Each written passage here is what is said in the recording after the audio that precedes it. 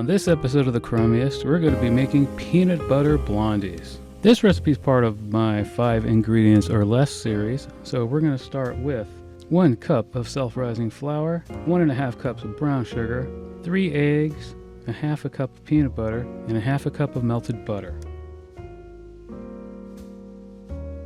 So start off with a large mixing bowl, and then I add my melted butter, which I let cool slightly.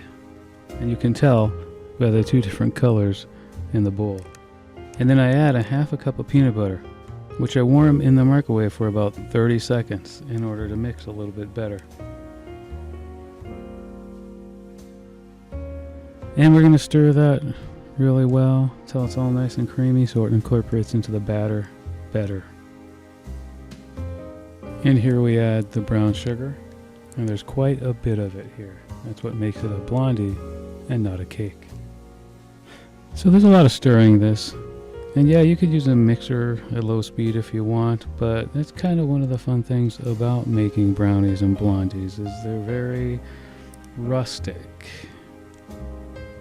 You can get away with making them without using expensive kitchen utensils or small appliances. So here we added 3 eggs, and okay, so here is one of my favorite kitchen utensils. This is a batter beater that I picked up right around the holidays, and I love this thing.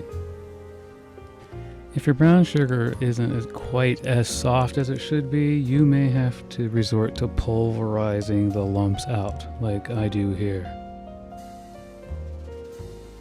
And here we add our cup of self-rising flour. You can use regular flour and just add the baking powder yourself, but I like to keep a batch of self-rising flour in my pantry, that way I could just scoop and go.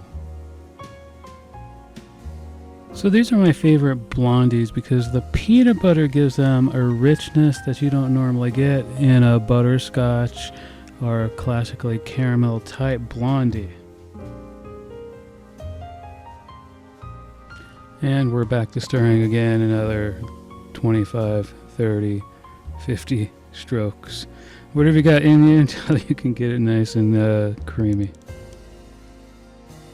So cooking spray has been a guilty pleasure of mine since I discovered it many years ago, and I make liberal use of it practically every chance I get. So I'm going to line the pan with parchment paper as well, and I do that whenever I want to take the item out of the pan after it's cooled and get those nice square edges without losing a piece.